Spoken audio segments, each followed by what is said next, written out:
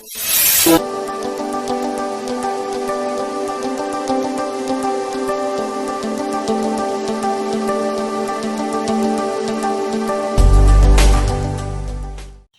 This lecture के अंदर अपन theorem number 3 करने वाले हैं। प्रीवियस लेक्चर में क्या किया था अपन ने? प्रीवियस लेक्चर के अंदर अपन ने जॉइंट इक्वेशन, जिसी को क्या बोला था? कंबाइंड इक्वेशन अपन ने बोला था कि u and v be the two lines, then their joint equation is u into v equal to 0। फिर उससे रिलेटेड अपन ने एक प्रॉब्लम देखा था। फिर उसके अंदर अपन ने थ्योरम 1 और थ्योरम 2 भी देखा। अब अपन चालू करने वाले हैं थ्योरम 3। थ्योरम 3 के अंदर क्या दिया है? Homogeneous equation of degree 2 in x and Y. तो पहले अपने को ये होमोजीनियस इक्वेशन क्या है अपने को पता होना चाहिए। प्रीवियस लेक्चर में अपने होमोजीनियस इक्वेशन के बारे में देखा हुआ है।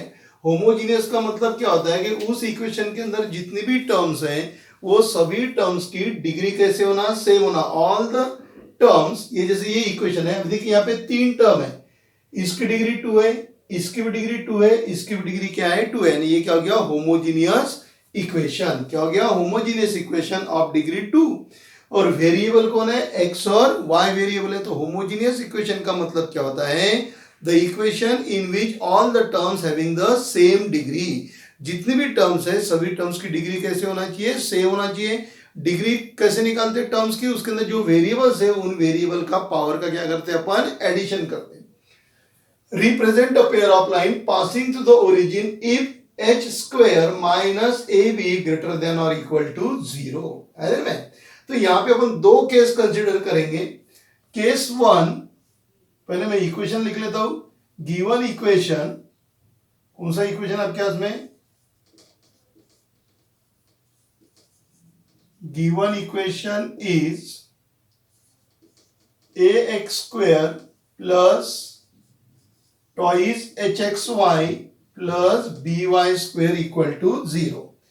Consider the 2 case.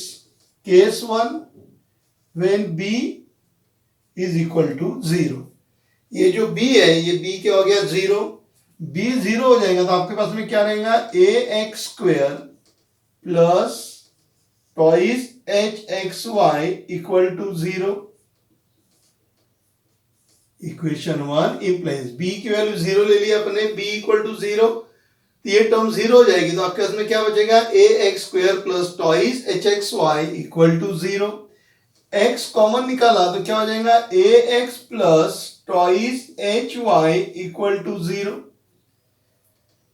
Okay, so therefore x equal to 0 और ax plus twice hy equal to 0। तो इसको मैं ऐसा लिख देता हूं, x इक्वल टू 0 और twice hy plus ax equal to 0। अब देखो x इक्वल टू 0 बोले तो कौन है? y axis. y एक्सिस का इक्वेशन क्या रहता है? x equal to 0। और ये लीनियर इक्वेशन है क्योंकि इसका भी पावर 1 है, इसका भी पावर 1 है। वेरिएबल कौन है यहाँ पे? x और y। x और y ये 2 वेरिएबल है, इसका पावर 1 है, इसका पावर 1 है, यानी ये लीनियर है। लीनियर इक्वेशन है, इसका मतलब ये स्ट्रेट लाइन है, यानी आपके पास में 2 लाइन है। एक लाइन कौन सी है? x इक्वल टू 0 यानी y एक्सिस, और ये दूसरी लाइन है ट्वाइस hxy प्लस ax। अब x इक्वल टू 0 बोलता है y एक्सिस, तो y एक्सिस कहां से जाता है? हमेशा ओरिजिन में से जाता है।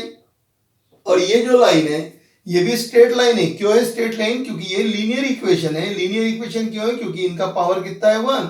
और लीनियर इक्वेशन का ग्राफ क्या रहता है? Straight line. इसके अंदर कांस्टेंट टर्म नहीं है। इसका मतलब ये जो लाइन है ये लाइन भी कहां से होंगी? ओरिजिन में से पास होंगी। तो represent a pair of lines, ये 2 लाइन है, एक लाइन y एक्सिस है और ये दूसरे लाइन का इक्वेशन है, and both the line are passing through the origin. y axis भी ओरिजिन में से जाती है और ये लाइन भी ओरिजिन में से जाएगी। क्यों? क्योंकि यहाँ पे कांस्टेंट टर्म नहीं है। तो ये हो गया आपका पहला केस 1 में b इक्वल टू 0। केस 2 लेते हैं अभी अपन। Case 2 b not equal to 0. So equation 1 implies by square plus twice hxy plus ax square equal to 0. Okay, ये इक्वेशन में y में कंसीडर करके सॉल्व करता हूं। ये जो मेरा इक्वेशन है ये क्वाड्रेटिक इक्वेशन है, और ये क्वाड्रेटिक इक्वेशन को मैं कौन से वेरिएबल में लेता हूँ, y वेरिएबल में लेके क्या करता, सॉल्व करता। फिर कंप्लीटिंग स्क्वायर मेथड मुझे यूज करना है। आपके टेक्स्ट बुक के अंदर multiply both the side bye b वाला दिया हुआ है, वो थोड़ा सा कंसेप्ट समझने के लिए थोड़ा सा कॉम्प्लिकेटेड है, तो अपन इसको दूसरे तरीके से अपन इसको प्रूव कर लेते हैं। क्या करता हूं मैं, ये जो मेरा इक्वेशन है इस इक्वेशन के अंदर वेरिएबल में y लेता हूं, यानी मेरा क्वाड्रेटिक इक्वेशन रहेगा in terms of variable y, और मुझे सॉल्व कैसे करना है, कंप्लीटिंग स्क्वायर मेथड से। तो कंप्लीटिंग स्क्वायर मेथड में सबसे पहली स्टेप क्या है, making the coefficient of a square term is 1। फिर उसके बाद में थर्ड टर्म फाइंड आउट करेंगे, थर्ड टर्म ऐड करेंगे और सब्ट्रैक्ट करेंगे। तो चलिए फिर सॉल्व करते हैं इसको। ओके, सो डिवाइडिंग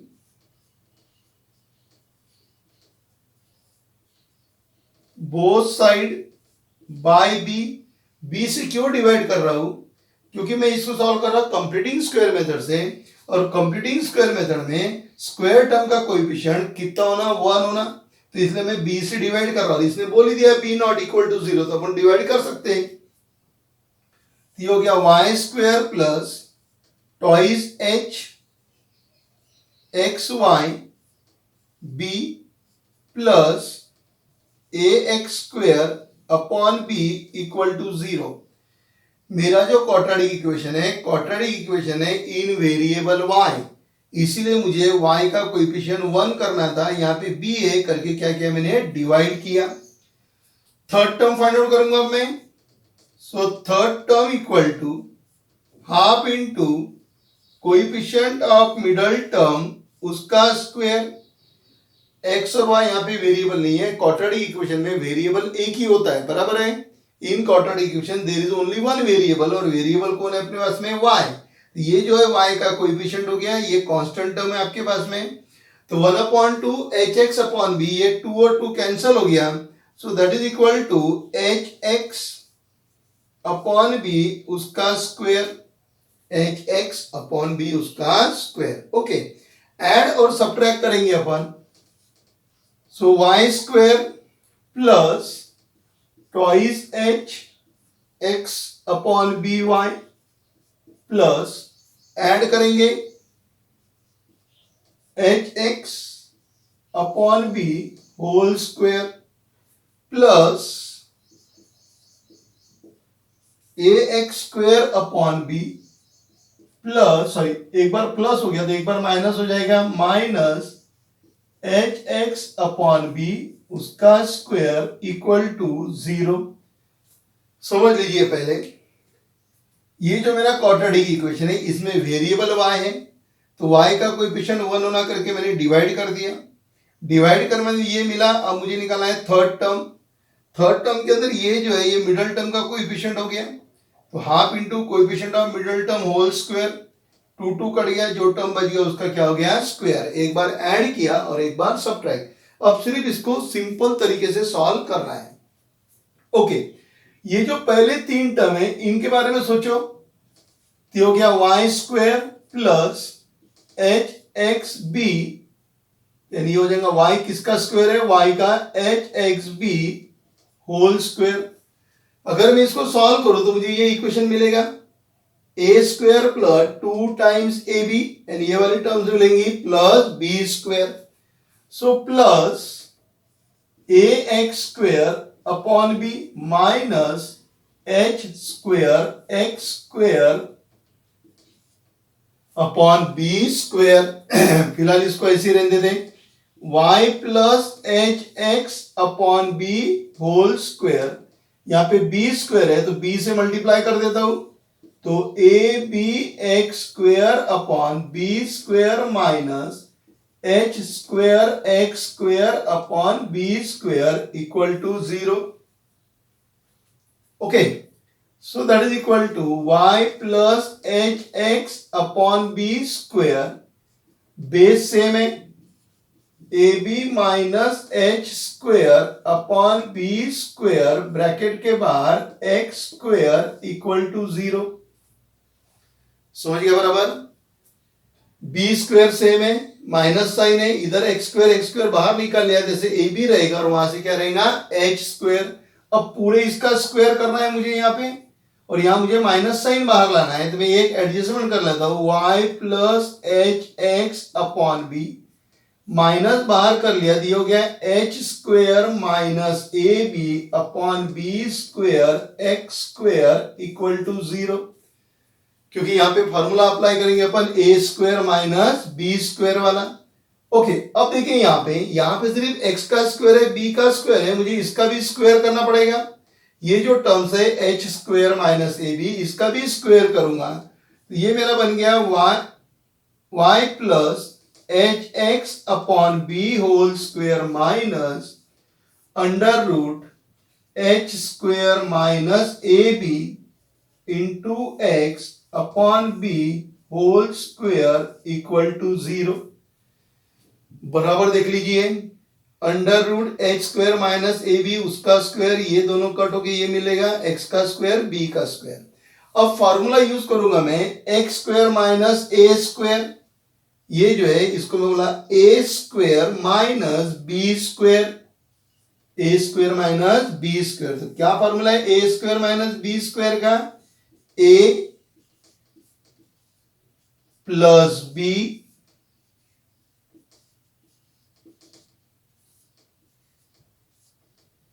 ए प्लस बी, सेकंड ब्रैकेट में ए माइनस बी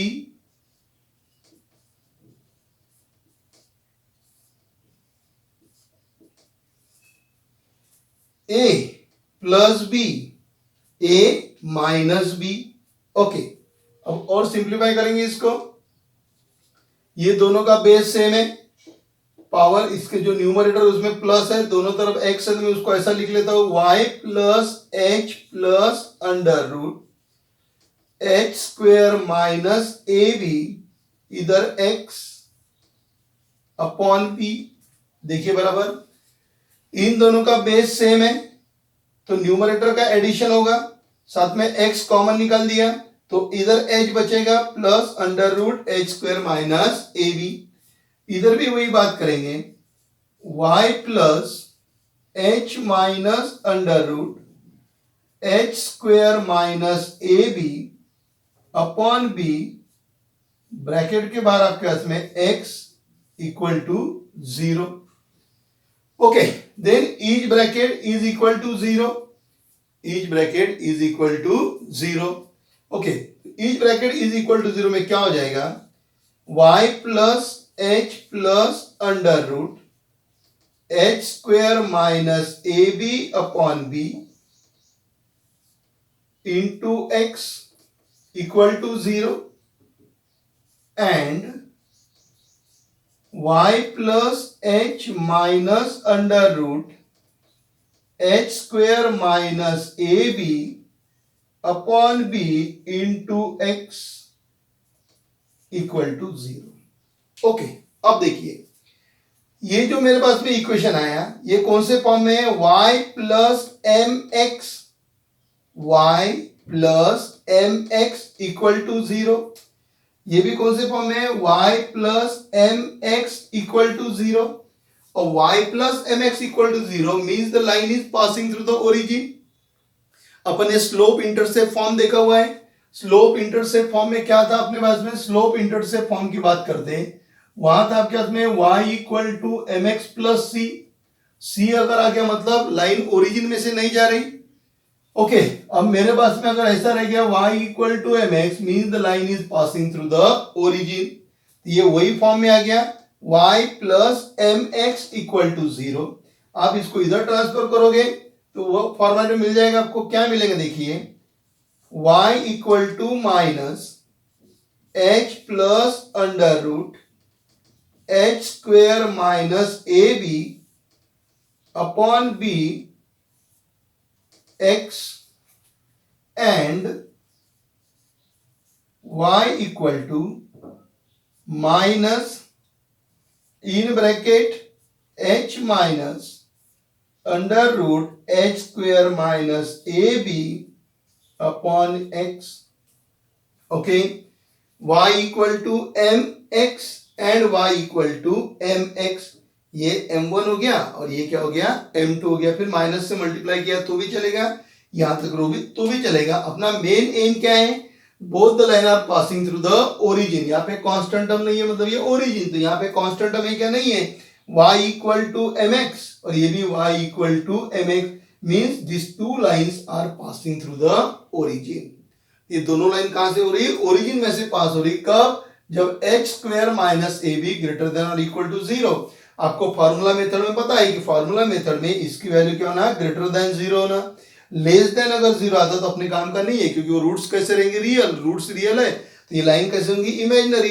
इमेजिनरी लाइन अपन निकाल सकते क्या, नहीं निकाल सकते। यानी यहाँ पर भी ये दो लाइन आपके पास में दो कंडीशन थी, b इक्वल टू 0, आपने ये दो लाइन निकाला, मतलब जॉइंट इक्वेशन है। This equation is the joint equation of these two lines and both the lines are passing through the origin. Okay, so this is also the joint equation of these two lines and both the lines are passing through the origin, क्योंकि उसके अंदर की constant term कैसे है, गायब है। Constant term क्या कर दिया, वहां से गायब कर दिया, है ना। तो इस तरीके से आपको ये थ्योरम प्रूव करना है। अगर आपको ये थ्योरम अगर समझ में आता है तो आप इस स्टेप से प्रूव कीजिए। कंप्लीटिंग स्क्वायर मेथड का आपको नॉलेज होना चाहिए, कंप्लीटिंग स्क्वायर मेथड से इस तरीके से प्रूव कीजिए। और अगर आपको टेक्स्ट बुक में एक आंसर जाता है, जैसे टेक्स्ट बुक में आपको दिया हुआ है कि we observe that this line sorry B not equal to 0 then we multiply, तो आप उससे भी उसको कर सकते हैं, है ना। फिर अब करना है कि आपको इसके बाद में ये b से इसको मल्टीप्लाई कर दो, ये B Y plus this term x equal to 0, ये b से यहां मल्टीप्लाई करो इक्वल टू 0, आपका थ्योरम क्या हो गया, प्रूव हो गया। ओके, यहां तक समझ गया आपको। अब अपन यहां से m1 और m2 की वैल्यू लेंगे और उसके रिगार्डिंग आपको कुछ रिमार्क्स दिए, उस रिमार्क्स की बात करेंगे। It is the value of m1 and it is the value of m2। ये वैल्यू m1 की हो गई और ये वैल्यू m2 की, तो मैं इसको इरेज करता हूं, फिर यहाँ पे m1 और m2 का लिखता हूं और उसके अंदर जो आपको रिमार्क्स दिए उसके बारे में अपन बात करेंगे। ओके, सो नोट डाउन और टेक द स्क्रीनशॉट। ओके, तो चलिए रिमार्क में क्या लिया देखते हैं। इसको मैं m1 बोल देता हूं, तो m1 equal to minus y equal to mx, तो ये m1 हो गया। तो m1 की वैल्यू क्या हो गई, minus in bracket h plus under root h square minus A B upon B, ये हो गई m1 की value. And m2 equal to minus h minus under root h square minus A B upon B, ये x नहीं आएगा साथ में, क्योंकि इक्वेशन क्या है आपका y इक्वल टू mx, तो ये वैल्यू किसको हो गई, m1 की। तो दो वैल्यू है करके एक को m1 बोला और एक को क्या बोल दिया अपने, m2 बोल दिया। सॉल्व कर लो इसको। m1 equal to minus h square minus A B upon B, m2 equal to minus h plus under root h square minus A B upon B. फिर अपने पास में दिया है, अब आपके टेक्स्ट बुक में दिया हुआ है रिमार्क्स, ठीक है, क्या क्या दिया है उसको पढ़ लेते अपन। रिमार्क्स से इसी को हम बोल सकते हैं nature of line,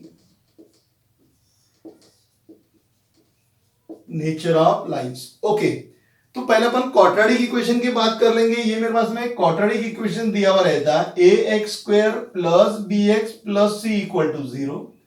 formula method से क्या मिलता है आपको, x equal to minus B plus minus under root B square minus 4ac upon twice a। Formula method से जब उसको सॉल्व करते हैं तो फॉर्मूला क्या आपके पास में, minus B plus minus under root B square minus 4ac upon twice a। Okay, फिर यहाँ पे नेचर रहता है कि तीन आपके पास में कंडीशन रहती है। एक condition B square minus 4ac is greater than 0। Second condition B square minus 4ac equal to 0। Third condition B square minus 4ac less than 0। अगर ग्रेटर देन 0 है तो आपके जो रूट्स रहते हैं वो क्या रहते हैं, real and unequal. Real and unequal मतलब डिस्टिंक्ट, दोनों रूट कैसे रहेंगे, अलग अलग रहेंगे। बी स्क्वायर माइनस 4ac, अगर समझ लो इसकी वैल्यू 0 है तो यहां से निकल जाएगा, तो क्या रहेगा आपके पास में माइनस बी अपॉन ट्वाइस ए, यानी रूट्स कैसे रहेंगे आपके पास में real and equal, real and equal, ये 10th स्टैंडर्ड की बात कर रहे हैं। लेस देन 0 है तो आप क्या लिखते थे, नॉट रियल, क्या लिखते हैं आप, नॉट रियल, मतलब अपन उसके रूट फाइंड आउट नहीं कर सकते। ओके, सेम केस यहां पर भी है। Nature of the lines means the nature of the lines is depend upon the value of H square minus A B. Nature of roots is depend upon the value of B square minus 4ac, जिसको आपने delta बोला है, क्या बोलते हैं आप उसको, delta बोलते हो। अदर में nature of the roots is depend upon the value of b square minus 4ac. Similarly, nature of the lines is depend upon the value of h square minus ab. तो तीन condition है मेरे पास में। पहली condition h square minus ab greater than 0।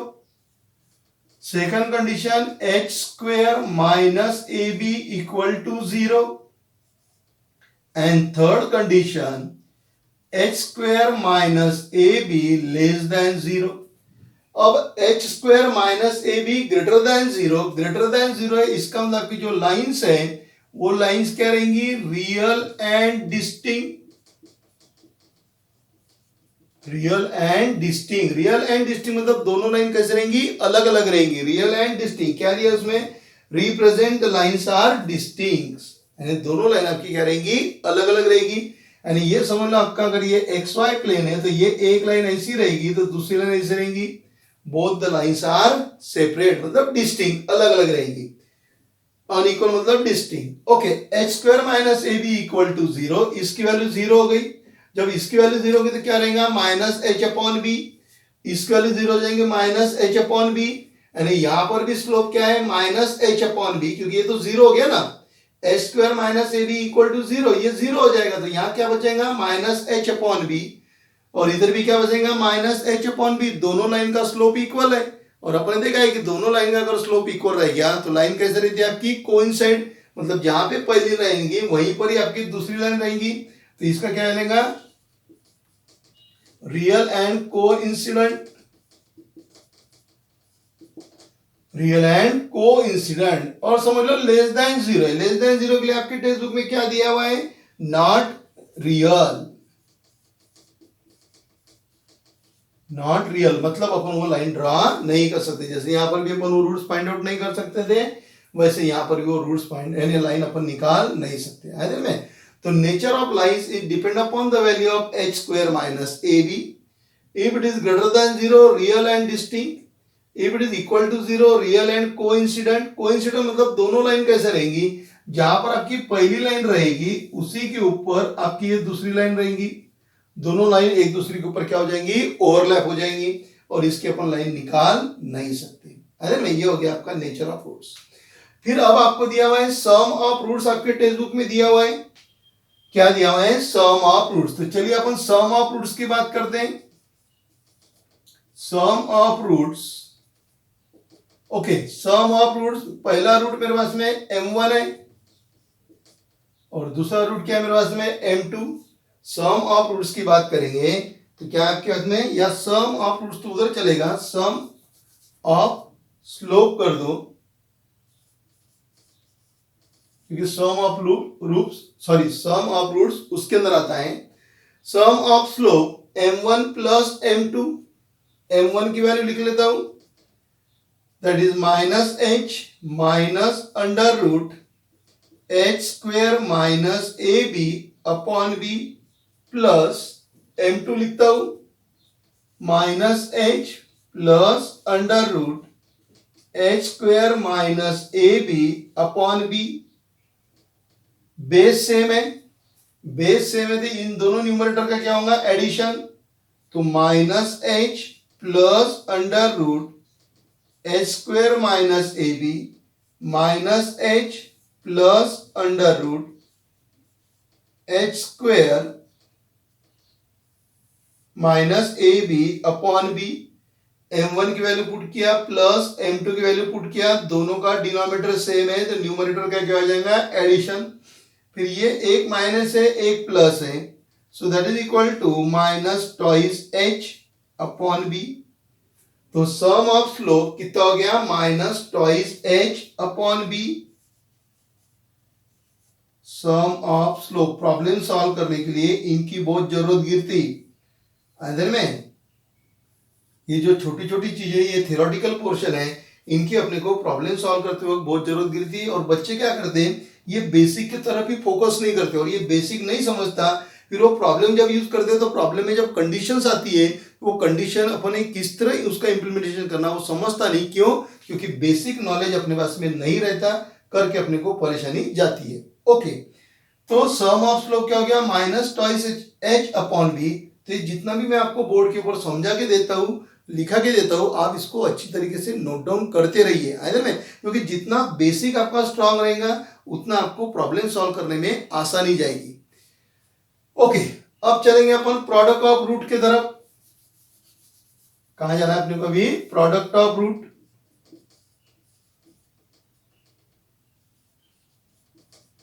यानी product of slope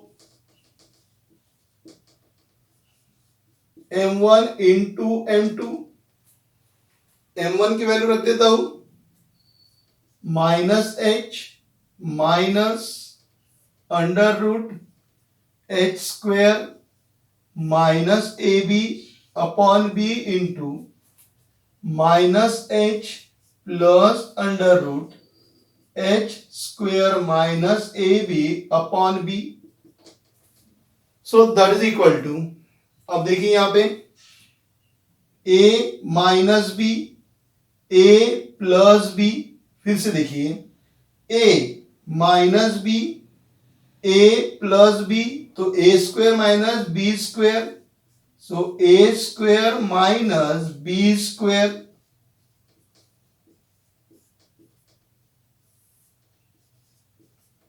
समझ गया formula, a minus B, a plus B, a square minus B square. Minus का स्क्वायर पॉजिटिव, यानी हो गया H square minus square and square root get cancel, तो H square minus A B upon B square. Square and square root get cancel. अब इसको simplify कर लो, so that is equal to h square minus h square plus ab upon b square. This get cancel, so that is equal to m1 into m2 equal to ab upon b square. So m1 into m2 equal to a upon b, a upon b। देखिए आपको क्या मिला, सम of slope मिला आपको minus twice H upon B, और product of slope क्या मिला आपको, A upon B.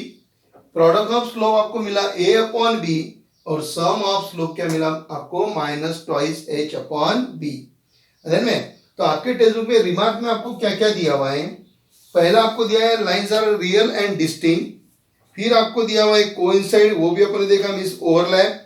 Does not represent a pair of lines, ये अगर सिचुएशन रहेगी तो नॉट रियल मतलब does not represent a pair of lines. फिर सम ऑफ स्लोप दिया है minus twice H upon B, जो अपन ने फाइंड आउट किया। और प्रोडक्ट ऑफ स्लोप आपको दिया हुआ है ए अपॉन बी। क्या दिया आपको, product of slope A upon B दिया हुआ है। ओके, यहां तक समझ गया। फिर अपने को एक और दिया है ऑक्सिलरी इक्वेशन, तो पहले आप इसको नोट डाउन कर लीजिए, फिर मैं आपको ऑक्सिलरी इक्वेशन के बारे में समझाता हूं। और ये ध्यान में कैसे रखना वो भी आपको समझा के देता हूं कि sum of slope minus twice H upon B और product of slope A upon B, इनको कैसा ध्यान में रखें, क्योंकि जब पेपर में प्रॉब्लम आएगा या प्रॉब्लम सॉल्व करते अपन यूज करना है तो अपन ये इतना बड़ा थ्योरी यूज नहीं करते, डायरेक्ट अपन लिखते हैं product of slope equal to A upon B, sum of slope equal to minus twice H upon B. और ये दोनों का इक्वेशन कहां गया, दोनों का इक्वेशन अपन ने मिटा दिया था। ओरिजिनल इक्वेशन क्या था अपना, ए एक्स स्क्वेयर, इसको नहीं बोलने का, A X square plus twice H X Y plus B Y square equal to 0। ये कौन सा इक्वेशन है आपका, homogeneous second degree equation, homogeneous equation of degree 2 in variable X and Y. तो ये आपका इक्वेशन है, इसके दो स्लोप है यानी दो रूट है उसके m1 और m2, तो वो दोनों रूट का एडिशन मतलब दोनों स्लोप का addition minus twice h upon B और प्रोडक्ट बोले तो a अपॉन बी। ओके, तो अब इसको नोट डाउन कर लीजिए, फिर अपन आगे देखेंगे एक ऑक्सिलरी इक्वेशन। ऑक्सिलरी इक्वेशन के बारे में देखेंगे। अभी अपन ने देखा था सम ऑफ स्लोप और उधर क्या देखा था, प्रोडक्ट ऑफ स्लोप। अब चलते अपन ऑक्सिलरी इक्वेशन के लिए।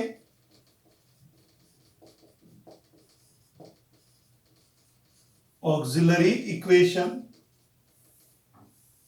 ओके, मेरे पास में इक्वेशन है A X square plus twice H X Y plus B Y square equal to 0। ये इक्वेशन कौन सा है? It is a combine equation या joint equation of two line passing through the origin. दोनों लाइन कहां से पास हो रही? ओरिजिन में से पास हो रही। होमोजेनियस है ना, homogeneous equation of degree, homogeneous equation of degree 2 in variable X and Y. और वो दोनों लाइन कहां से पास हो रही? ओरिजिन में से पास हो रही, जो अपने इसके पहले के थ्योरम में देखा हुआ है। ओके, तो अब इसको क्या करता हूं मैं, डिवाइडिंग बोथ द साइड,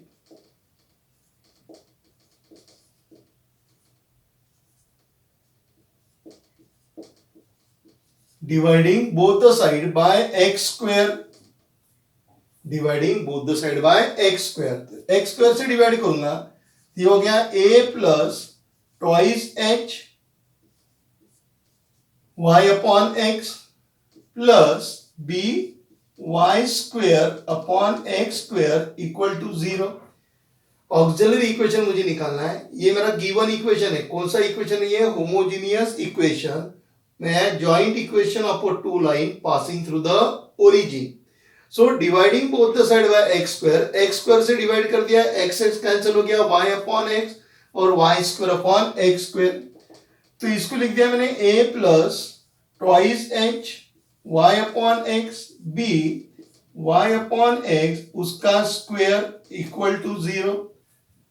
दोनों का क्या हो गया? स्क्वायर। अब ये लाइन कहां से पास हो रही? ओरिजिन में से लाइन पास हो रही। जब लाइन ओरिजिन में से पास होती तो अपन कौन से फॉर्म में लिखते हैं? y इक्वल टू mx के फॉर्म में लिखते हैं। If the line is passing through the origin then slope intercept form क्या रहेगा? y equal to mx। यहां से m की वैल्यू क्या हो जाएगी? y upon x। m की वैल्यू y अपॉन x। ये जो y अपॉन x है, ये y अपॉन x के जगह में m रख देता हूं। So therefore a plus twice hm plus bm square equal to 0। तो इसी को आपने लिख दिया bm square plus twice hm plus a equal to 0। Okay, any problem? ये आपका इक्वेशन है। It is the joint equation of two lines passing through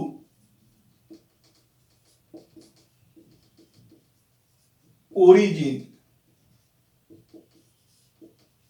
passing through origin। तो वहां से अपने क्या बनाया? ये joint equation, sorry joint equation नहीं, कौन सा equation? Auxiliary equation. Okay, auxiliary equation अपने बनाए। अब मेरे क्वाड्रेटिक इक्वेशन है in variable m। This is my quadratic equation in variable m। ये क्या है आपका? क्वाड्रेटिक इक्वेशन ये ना, m square in variable m। जैसे आप क्वाड्रेटिक इक्वेशन लिखते हैं ax square plus bx plus c equal to 0। ये आपका क्वाड्रेटिक इक्वेशन है। वो कौन से है? वेरिएबल x में है, ये वेरिएबल m में है। ओके, अब यहां से मुझे सम ऑफ रूट निकालना है। इसके दो रूट है, एक रूट m1 है, एक रूट m2 है। तो मुझे अब ये दो रूट है, ये मेरा क्वाड्रेटिक इक्वेशन हो गया। This quadratic equation having the two roots m1 m2, क्योंकि वेरिएबल m है ना, तो इसके रूट्स क्या हो जाएंगे? m1 m2 यानी सम ऑफ रूट्स मतलब m1 plus m2, product of root m1 into m2। अब ये लिखते कैसा? जैसे पिछले बार अपन ने लिखा था minus twice h upon B, और इधर क्या लिखा था अपने? a upon B. अब ये प्रॉब्लम सॉल्व करते थे इसमें कंफ्यूज होता, वो कंफ्यूज नहीं होने के लिए मैं आपको एक ट्रिक बताता हूं कि कौन से ट्रिक से अपन इसको ध्यान में रख सकते हैं। करना क्या आपको समझा देता हूं। ये आपका इक्वेशन है, कहां से पास हो रहा, ओरिजिन में से पास हो रही दोनों लाइन, उसका ये क्या निकाला अपने, ऑक्सिलरी इक्वेशन निकाला। यहाँ पे वेरिएबल कौन सा आपके पास में, एम है, तो ये क्वाड्रेटिक इक्वेशन है, in variable M. Quadratic equation में तो दो रूट्स हैं, पहला रूट m1, दूसरा root m2, sum of root, product of root. Okay, तो ये आपके पास में क्वाड्रेटिक इक्वेशन आपको दिया हुआ है। इसके जैसे दो रूट रहेंगे आपके पास में, एक रूट x1 और दूसरा रूट क्या है, x2। फिर अपन सम ऑफ रूट लिखते हैं, सम ऑफ रूट, और ये हो गया आपका product of root. Sum of root और प्रोडक्ट ऑफ रूट ध्यान में रखने के लिए मैंने एक टेक्निक निकाली है जिसका नाम है एसपी माइनस बाका, एसपी माइनस बाका। ये टेक्निक से क्या करता मैं ध्यान में रखता हूं, एस का मतलब सम और पी का मतलब क्या होता है, प्रोडक्ट। एक्चुअली मेरा एक फ्रेंड है सतीश पुनसे नाम का, अरे मैं बेस्ट फ्रेंड है, उसके ऊपर से मैंने ये क्या किया ध्यान में रखा हुआ है, सतीश पुनसे माइनस बाका। अरे में तो क्या हो गया, S stand for sum and P stand for product. लेकिन मुझे ध्यान में रखने के लिए जब मैं कंफ्यूज होता हूं तो मैं इस टेक्निक का क्या करता हूं, यूज करता हूं। जब भी इसके करस्पॉन्डिंग मुझे कोई प्रॉब्लम सॉल्व करना है और उस प्रॉब्लम में मुझे जब ये यूज करना पड़ता है, सम ऑफ स्लोप या प्रोडक्ट ऑफ स्लोप, उस समय अगर मेरा कंफ्यूजन होता है तो फिर उसको मैं अपने माइंड के अंदर ये टेक्निक क्या करता हूं, ध्यान में रखता हूं, एसपी माइनस बाका यानी सतीश पुनसे माइनस बाका। ये आगे पीछे भी नहीं होता है क्योंकि पहले नाम आता बाद में क्या आता, सरनेम आता। तो सतीश पुनसे माइनस बाका। आप अपनी टेक्निक डेवलप कीजिए ध्यान में रखने के लिए, नहीं तो फिर अगर आप इसको अपने ध्यान में रखते हो सतीश पुनसे माइनस बाका तो भी चलेगा। ओके, अब यहां पे आ जाएंगे अपन, एज बोले तो सम माइनस बी ए, ये हो गया माइनस बी ए, माइनस बी ए। प्रोडक्ट, ये प्रोडक्ट है सी ए, सो दैट इज सी ए। देखो कितना आसान है, ध्यान में रखना, सतीश पुनसे माइनस बाका। एनी प्रॉब्लम, सीधा सीधा माइनस बी अपॉन ए और ये सी अपॉन ए। अब उसका लॉजिक मैं यहां पे यूज करूंगा सम ऑफ स्लोप के लिए। वो देखो वहां पे जो टर्म्स है इसी को ध्यान में रखना हुआ है, तो इसको कंपेयर कर लेंगे, कंपेयर कर लेंगे तो ये वैल्यू किसकी हो जाएगी, ए की, it is the value of A. अरे में ये वैल्यू किसकी हो जाएगी, बी की, और ये जो वैल्यू ये किसकी हो जाएगी, सी की, क्योंकि ये जो मैंने लिखा है माइनस बाका यहां से पकड़ा ना, ए बी सी। ओके, तो चलिए फिर माइनस बाका, ये हो गया माइनस बा, मतलब बी कितना है, ट्वाइस एच, बी अपॉन ए, बी की वैल्यू ट्वाइस एच, सी की वैल्यू ए, माइनस ट्वाइस एच अपॉन ए। अब क्या है बाद में, सी ए, सी की वैल्यू क्या है, ए अपॉन बी, नहीं minus twice H, sorry minus twice H, A की वैल्यू कितनी है, बी है। ओके, सम ऑफ स्लोप और क्या निकाला, प्रोडक्ट ऑफ स्लोप। काय पे से, इस पे ध्यान में रखा है, माइनस बी ए माइनस बी की वैल्यू ट्वाइस एच, ए की वैल्यू बी। ओके, फिर क्या रखा हुआ है, का सी, सी की वैल्यू ए और ए की वैल्यू बी। में ये हो गया मेरा सम ऑफ स्लोप और प्रोडक्ट ऑफ स्लोप। में जब भी यूज करें तो डायरेक्ट यूज करूंगा मैं minus twice H upon B, और प्रोडक्ट ऑफ स्लोप क्या यूज करूंगा मैं, ए अपॉन बी। इस टेक्निक को ध्यान में रखते हुए में क्या ध्यान में रखोगे, सतीश पुनसे माइनस बाका। में ये आपका ऑक्सिलरी इक्वेशन है। ऑक्सिलरी इक्वेशन कहां से निकाला, ये इस इक्वेशन में से dividing both the side by X square, ये आपको मिला। This is your quadratic equation in variable m, so we having the two roots m1 and m2, sum of root minus twice h upon b, that is minus baka, product of root that is a upon b means c upon a। में तो अब इसको note down कर लीजिए, फिर अपन start करेंगे exercise 4.1।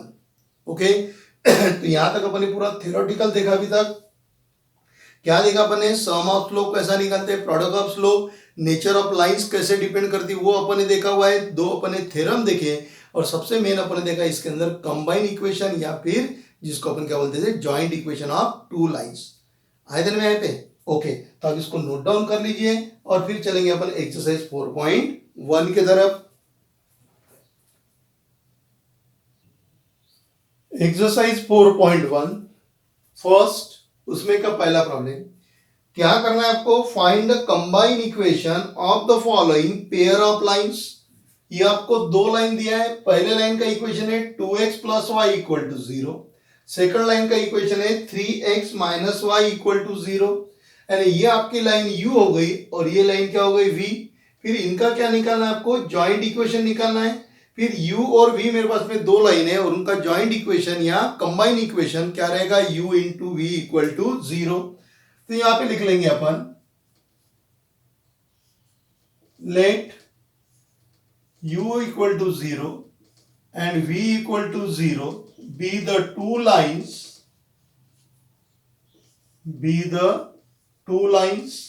then their joint equation is u into v equal to 0। है ना। तो u बोले तो ये लाइन और ये v लाइन हो गई, तो u into V equal to 0 means 2x plus Y into 3x minus Y equal to 0। पहले लाइन को u बोला, दूसरी लाइन को v बोला, u into V it is the joint equation या कंबाइन इक्वेशन। तो ये u इंटू वी, अब क्या करूंगा, 2x को मल्टीप्लाई करूंगा, 2 into 3 that is 6x square, इसका multiplication minus twice X Y, इन दोनों का multiplication plus 3xy minus Y square equal to 0। So therefore 6x square nature same है, प्लस 3 है माइनस 2 है, तो plus xy minus Y square equal to 0। This is the required joint equation. This is required combine equation. ये आपका क्या हो गया, answer हो गया। ओके, सेकंड वाला पार्ट, सेकंड में क्या दिया आपको, x plus 2y minus 1 equal to 0। पहला इक्वेशन आपको दिया है x plus 2y minus 1 equal to 0 और दिया हुआ है x minus 3y, x minus 3y plus 2 equal to 0। So let u equal to 0 and v equal to 0 be the two lines, then their combined equation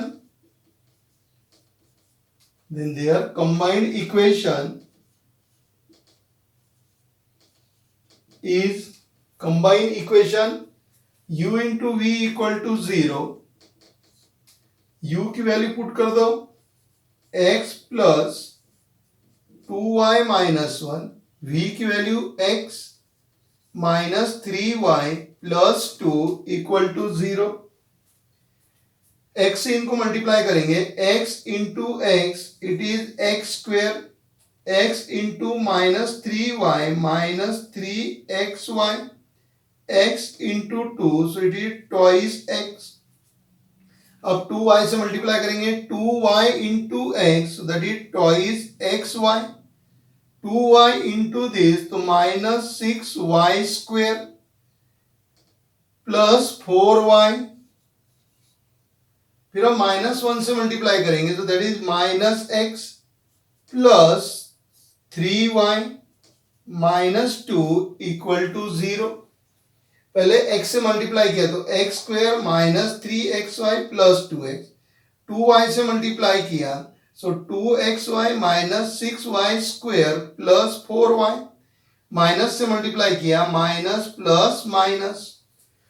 अब ये हो गया मेरे पास में x square minus 3xy plus 2xy so it is minus xy minus 6y square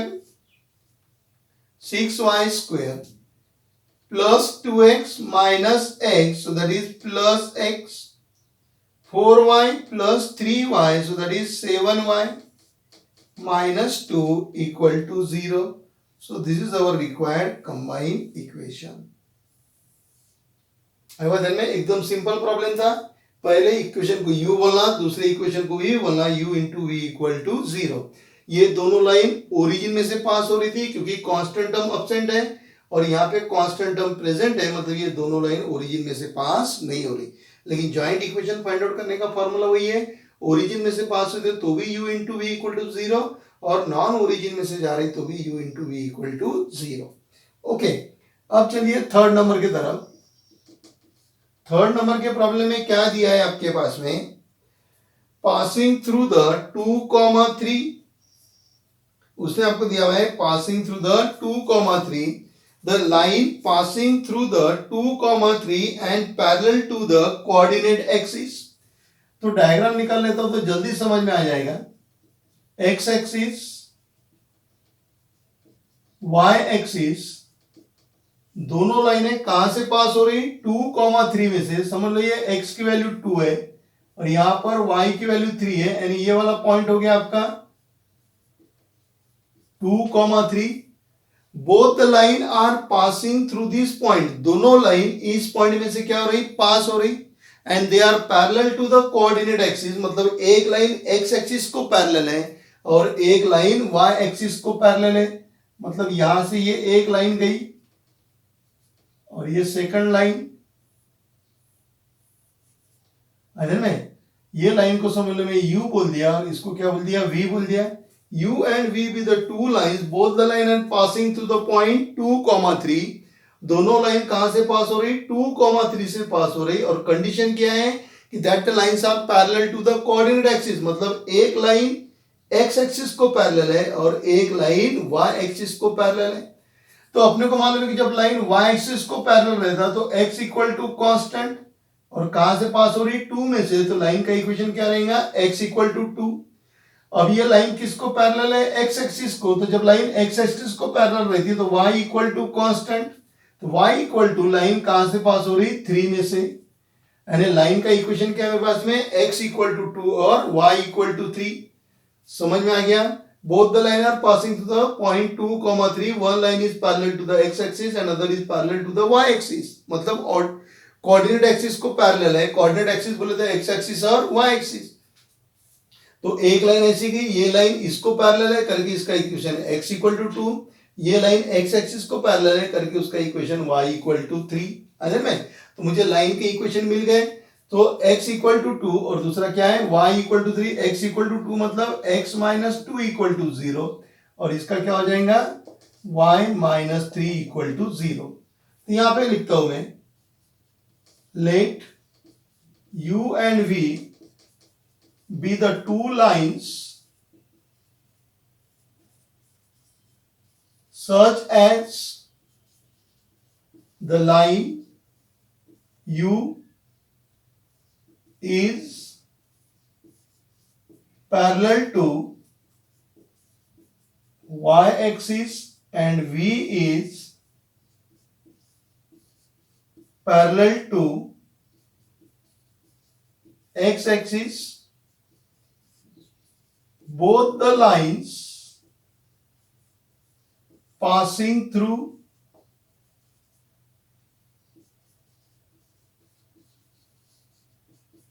the point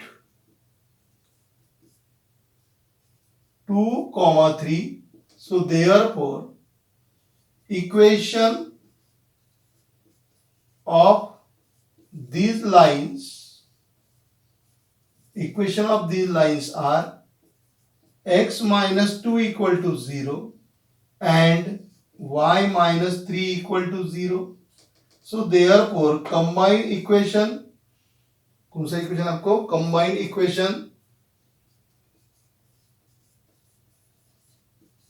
equation u into v equal to 0। So x minus 2 into y minus 3 equal to 0।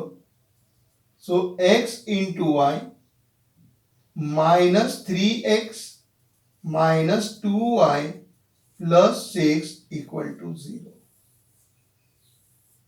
देख लीजिए problem समझ में आया कि आपको क्या दिया हुआ है, आपको कि आपकी जो लाइन है वो लाइन यहां से क्या हो रही, पास हो रही 2 पॉइंट में से। इसका इक्वेशन x इक्वल टू 2 मतलब x minus 2 equal to 0, y equal to 3, और इन दोनों का क्या निकाला अपने, ज्वाइंट इक्वेशन। तो xy minus 3x minus 2y plus 6 equal to 0। This is our required combined equation. Okay, so note down, then we start the problem number 4। Problem number 4, क्या लिखा है प्रॉब्लम नंबर 4 में, the line passing through the point 2,3 and perpendicular to the line. दो line है मेरे पास में, दोनों लाइन इस पॉइंट में से क्या हो रही, पास हो रही, passing through the point 2,3 and perpendicular to the line 3x plus 2y minus 1 equal to 0 and x minus 3y plus 2 equal to 0। Line कहां से पास हो रही, इस पॉइंट में से पास हो रही। एक लाइन इसको परपेंडिकुलर है और एक लाइन इसको परपेंडिकुलर है। तो अपन बोलेंगे कि u and v with the two line, both the line is passing through this point. u line is perpendicular to this line and v line is perpendicular to this line. u इसको perpendicular करेंगे और v इसको perpendicular करेंगे। तो चलिए पहले उतना तो लिख लेते अपन कि late u and v be the two lines, u and v be the two lines such as the line u is perpendicular to 3x plus 2y minus 1 equal to 0 and line v is perpendicular to x minus 3y plus 2 equal to 0। u line इसको perpendicular है, v line इसको perpendicular है। Okay, अब मुझे ये u line का slope निकालना है, तो यहां पे लिखूंगा therefore slope of line u equal to -1 upon slope of line 3x plus 2y minus 1 equal to 0। अब ये कहां से लिखा मैं आपको समझा देता हूं।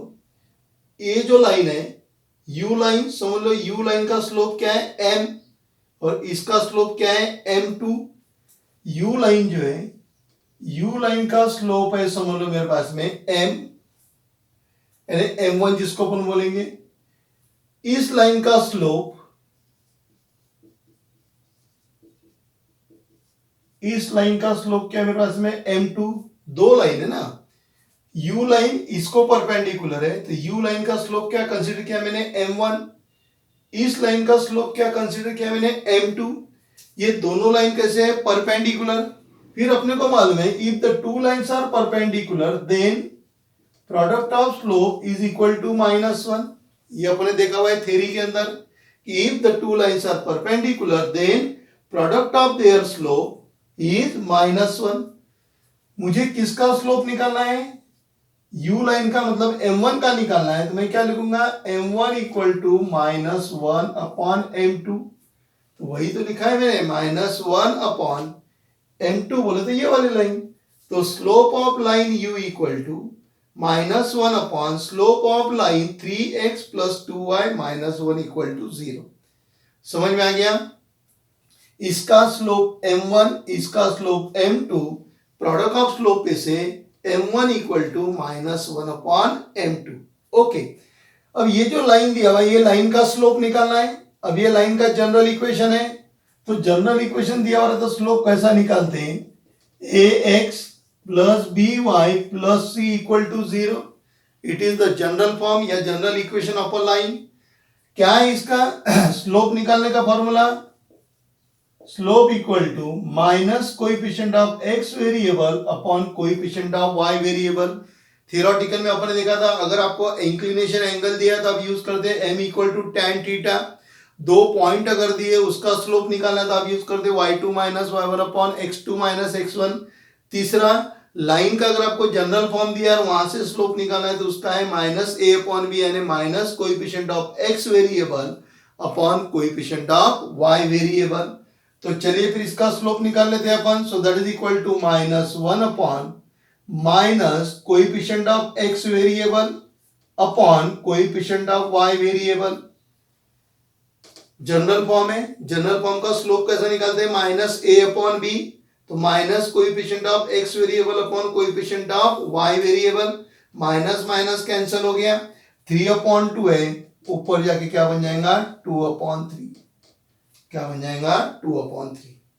आगे बढ़ते में अब यू लाइन का मुझे स्लोप मिल गया, अब मैं यू लाइन का इक्वेशन निकालता हूं। अरे में the equation of line you passing through, the equation of a line u passing through the point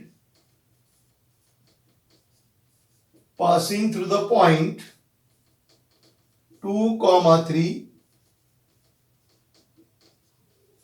and having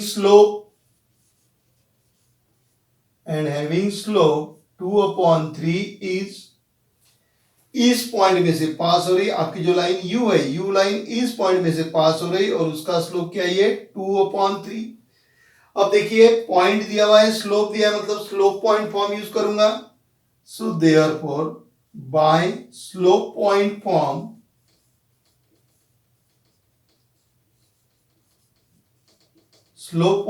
क्या आपके पास में y minus y1 equal to m in bracket x minus x1। Slope point form याद है ना, कौन था, y minus y1 equal to m in bracket x minus x1। तो ये हो गया मेरा x1 y1, so y minus ये वैल्यू y1 की, स्लोप कितना है 2 अपॉन 3 x माइनस x1, 3 से मल्टीप्लाई कर दो, सो that is 3y minus 9 2x minus 4। Okay, अब इसको सॉल्व करना है तो ये वाली सभी टर्म उधर ट्रांसफर कर देंगे, तो 0 इक्वल टू 2x, ये टर्म उधर चले गया, माइनस 3y, 2x वहीं पर ही रहेगा, इसको उधर भेज दिया माइनस 3y माइनस 4, इसको उधर भेज दिया प्लस 9, यानी इक्वेशन क्या बन गया आपका 2x minus 3y plus 5 equal to 0। ये हो गया आपका लाइन u का equation, 2x minus 3y plus 5 equal to 0। कैसे निकाला u लाइन का इक्वेशन, पहले आपने क्या किया, स्लोप फाइंड आउट किया with the help of this formula, फिर आपने क्या निकाला, स्लोप पॉइंट फॉर्म यूज करके उसका इक्वेशन निकाला। अब जिस तरीके से u का निकाला ऐसा ही किसका निकालना अपने को, v का। u लाइन इसको परपेंडिकुलर थी, v लाइन इसको परपेंडिकुलर है, अरे में इसी तरीके से सॉल्व करना है। फिर अब चालू करेंगे अपन, slope of line v equal to minus 1 upon, v किसको परपेंडिकुलर है, इसको, minus 1 upon slope of line x minus 3y plus 2 equal to 0। So that is equal to minus 1 upon minus coefficient of x variable upon coefficient of y variable। coefficient of x variable 1, coefficient of y कितना है minus 3, तो minus 3, तब ये minus minus cut गया तो ये हो गया 1 अपॉन 3, ऊपर जाके क्या मिल जाएगा आपको माइनस 3 मिल जाएगा, माइनस माइनस गेट कैंसल, तो 1 अपॉन 3 ऊपर जाके माइनस 3। फिर यही वाला सेंटेंस फिर से लिखेंगे, the equation of line v, the equation of line v passing through the point, passing through the point, कौन से पॉइंट में से पास हो रहा, 2, 3 एंड हैविंग स्लोप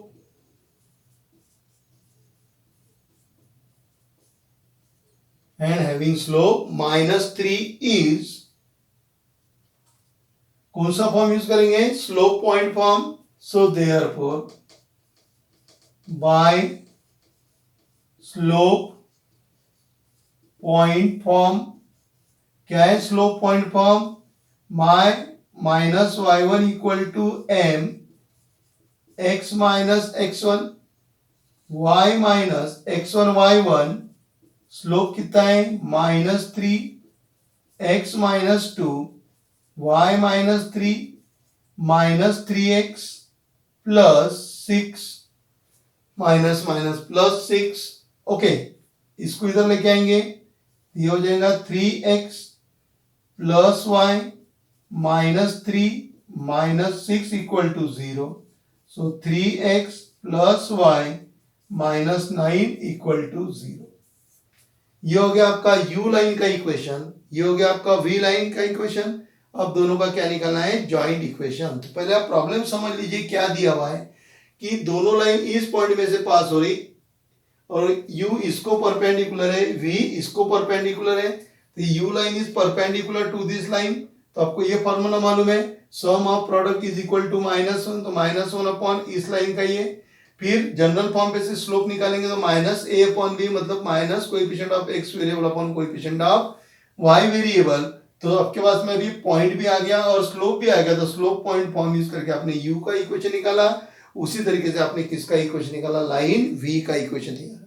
अब मुझे इन दोनों का क्या निकालना है? Joint equation. यानी u into V equal to क्या करूंगा मैं? 0 करूंगा. में समझ गए यहां तक? अगर समझ लो ये बोलता है कि लाइन इसको पैरेलल है, पैरेलल है तो क्या हो जाता था? Slope of line u equal to slope of this line.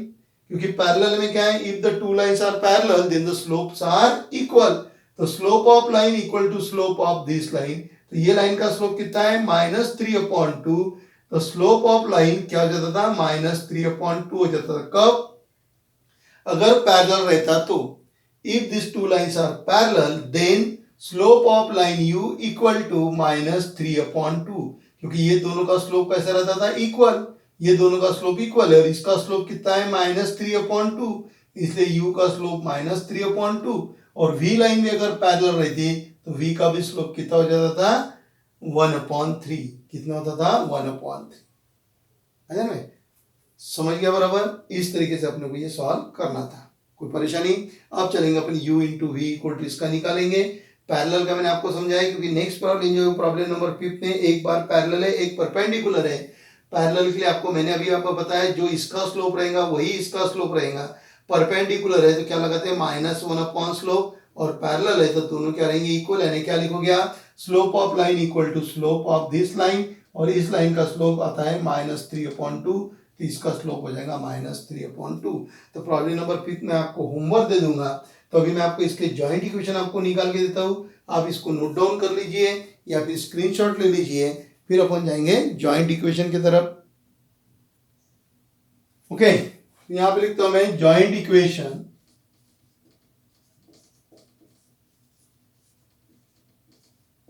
is u into v equal to 0. So therefore twice x minus 3y plus 5 into 3x plus y minus 9 equal to 0. 2x से multiply करेंगे. 2x into 3x 6x square plus twice xy minus 18x minus 9xy minus 3y square minus minus plus 9 3s are 27y plus 5 into 3 that is 15x plus 5y minus 45 equal to 0. तो ये हो गया मेरे पास में 6x square 2xy minus 9xy means minus 7xy minus 3y square. फिर आ गई x की टर्म. तो ये दो x की टर्म दी हुई है तो -18 में से 15 चले गया तो बचा 3x, फिर y की टर्म यहाँ पे दिया हुआ है plus 27y plus 5y, 27 plus 5 that is 32y minus 45 equal to 0. So this is the required joint equation of these two lines. क्या लिखोगे? It is the required joint equation या it is the required combined equation. आए ध्यान में किस तरह problem solve किया आपको समझ गया? तो इसमें के बाद में 5th नंबर का जो प्रॉब्लम है वो आपको मैं होमवर्क करके देता हूँ। तो इस लेक्चर के अंदर अपन यहाँ तक ही रुकेंगे। इस लेक्चर में अपन ने क्या देखा? सबसे पहले अपन एक थ्योरम देखा अपन ने कि both the line are passing through the origin, then their joint equation is ax² plus twice hxy plus by² equal to 0 if h² minus ab is greater than और इक्वल टू 0। ये theorem अपन ने देखा। Okay, फिर nature of lines अपन ने देखा। Nature of lines depend upon the value of h² minus ab। फिर उसके बाद में सम ऑफ रूट्स देखा, मतलब m1 प्लस m2 देखा आपने, यानी सम ऑफ स्लोप देखा, और क्या देखा? Product of slope. Sum of slope minus twice h upon b, product of slope a upon b। उसके बाद फिर अपन ने ऑक्सिलरी इक्वेशन भी देखा आपने। ऑक्सिलरी इक्वेशन काय में रहेगा? In the form of variable m। कौन से फॉर्म में रहेगा? वेरिएबल m के फॉर्म में रहेगा। और फिर अपने एक्सरसाइज 4.1, तो एक्सरसाइज 4.1 उसमें के 1 में के मैंने 4 प्रॉब्लम सॉल्व करके दिए। परपेंडिकुलर रहा तो क्या यूज करना है? परपेंडिकुलर रहेगा तो ये वाली कंडीशन यूज होंगी, the product of slope equal to -1, और अगर पैरेलल है तो both the slopes are equal. Okay, general equation में से स्लोप कैसे निकालते हैं? Minus coefficient of x variable upon coefficient of y variable. तो मैं यहाँ पर ही ब्रेक लेता हूँ। अगर आपको ये वीडियो पसंद आया होगा तो आप इसको लाइक कीजिए, अपने फ्रेंड्स को अपने ग्रुप में ज्यादा से ज्यादा इसको शेयर कीजिए और सब्सक्राइब कीजिए। फिर अपन मिलेंगे नेक्स्ट लेक्चर के अंदर यही एक्सरसाइज के साथ में क्वेश्चन नंबर 2 को सॉल्व करते हुए। तब तक के लिए बाय।